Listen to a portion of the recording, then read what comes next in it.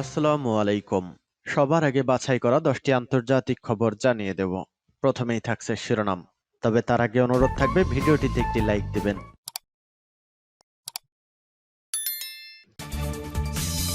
পুরোদমে ইসরায়েল ফিলিস্তিন যুদ্ধ চলছে, জানিয়ে দেব আমাদের হাতে থাকা সর্বশেষ গুরুত্বপূর্ণ আপডেট। আন্তর্জাতিক সংবাদ, স্থায়ী যুদ্ধবিরতি ছাড়া কোনো চুক্তিতে রাজি নয় হামাস। এরপর জানিয়ে দেব ইউক্রেনকে কোনো সাহায্য দেওয়া হবে না, ঘোষণা মার্কিন সিনেটের।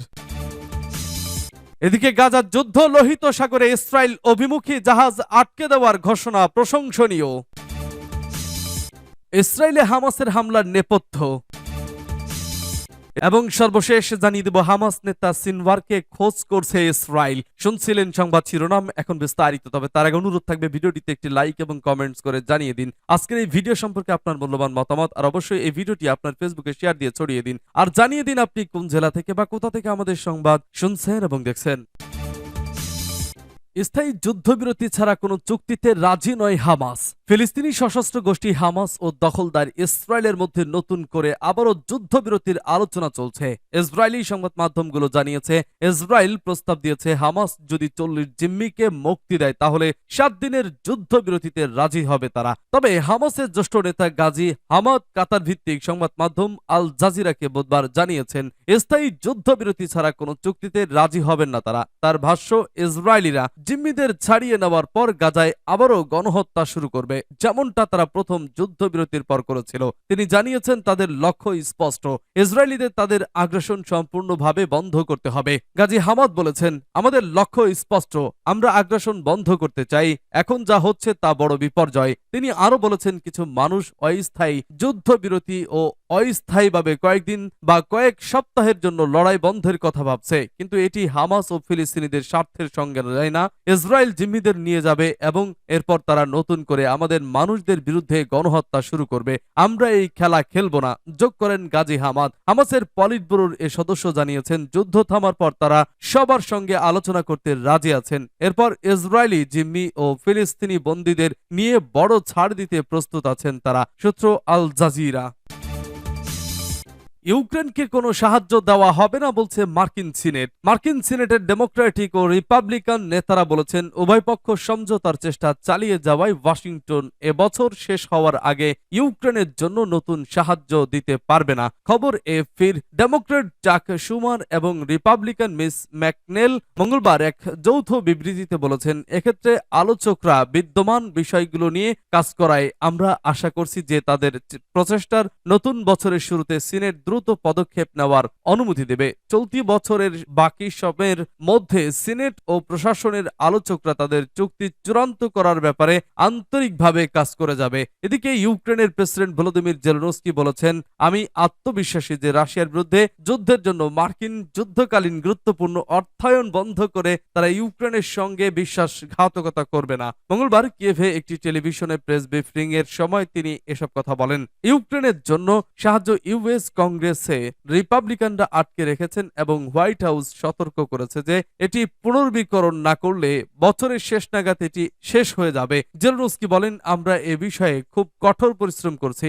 আমি নিশ্চিত যে যুক্তরাষ্ট্র আমাদের সঙ্গে বিশ্বাসঘাতকতা করবে না। যে বিষয়ে আমরা যুক্তরাষ্ট্রের সঙ্গে একমত হয়েছি তা উভয়েই সম্পূর্ণরূপে পূরণ করা হবে।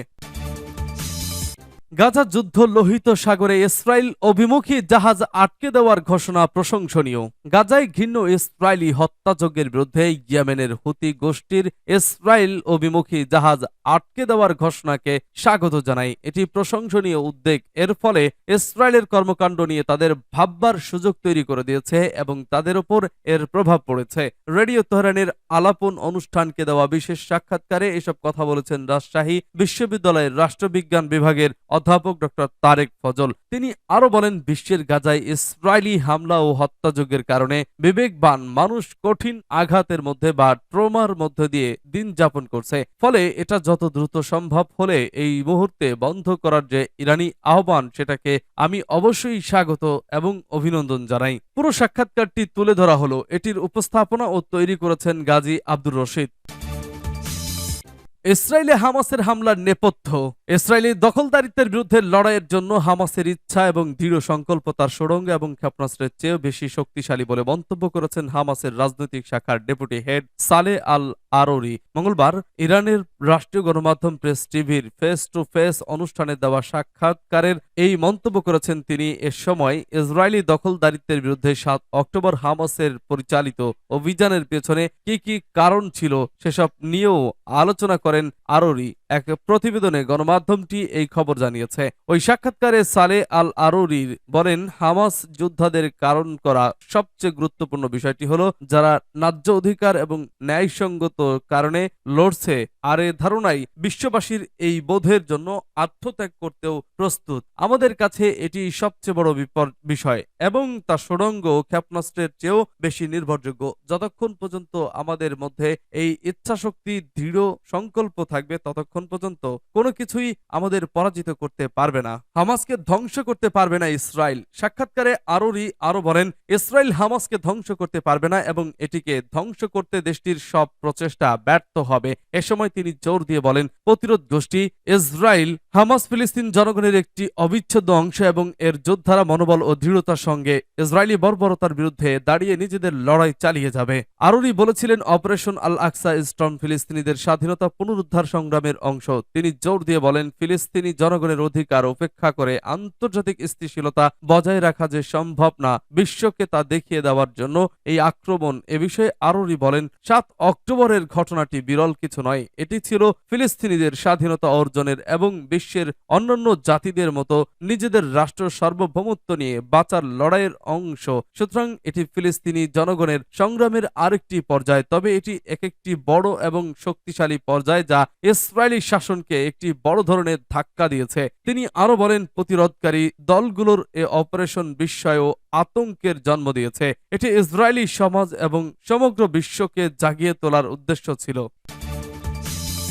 হামাস নেতা সিনওয়ারকে খোঁজ করছে ইসরায়েল। হামাসের নেতা ইয়াহিয়া সিনওয়ারকে হন্য হয়ে খুঁজছে ইসরায়েলের সামরিক বাহিনী। সেজন্য গোয়েন্দা সংস্থা মোসাদের তথ্য অনুযায়ী কাজ করছে তারা। বুধবার ইসরায়েল ভিত্তিক গণমাধ্যম টাইমস অব ইসরায়েলের এক প্রতিবেদনে এই তথ্য জানানো হয়েছে। প্রতিবেদনে বলা হয়েছে, ইসরায়েলের গোয়েন্দা সংস্থা মোসাদ জানিয়েছে ইয়াহিয়া সিনওয়ার বর্তমানে দক্ষিণ গাজা শহর খান ইউনুসের আশেপাশের অঞ্চলে রয়েছেন। তাই ইসরায়েলের সামরিক বাহিনী এ অঞ্চলে বারদুয়েক হামলা চালিয়েছে। তাদের দাবি, আইডিএফ দুবার হামাসের টানেলে হামলা চালিয়েছে। তার কিছুক্ষণ আগ পর্যন্ত তিনি টানেলে ছিলেন, কিন্তু আইডিএফ এর উপস্থিতি টের পেয়ে তিনি আত্মগোপনে চলে যান। নাম প্রকাশে অনিচ্ছুক সূত্রে চ্যানেল 13 জানিয়েছে, আইডিএফ মূলত সিনওয়ারকে হত্যার ষড়যন্ত্রের জন্যই দক্ষিণ গাজার খান ইউনুসে তাদের কার্যক্রম বৃদ্ধি করেছে। হামাস নেতার কাছে যাওয়ার সময় আইডিএফ সংগৃহীত গোয়েন্দা তথ্য ইঙ্গিত দিয়েছেন যে তিনি বর্ধিত সময়ের জন্য যে কোনো এক জায়গায় থাকার পরিবর্তে একের পর এক স্থান পরিবর্তন করছেন। প্রতিবেদনে বলা হয়েছে, সিনওয়ারকে খুঁজতে গিয়ে হামাসের সামরিক শাখার কমান্ডার মোহাম্মদ দেইফের পূর্বের লুকিয়ে থাকার জায়গাটি সৈন্যরা উন্মোচিত করেছিল।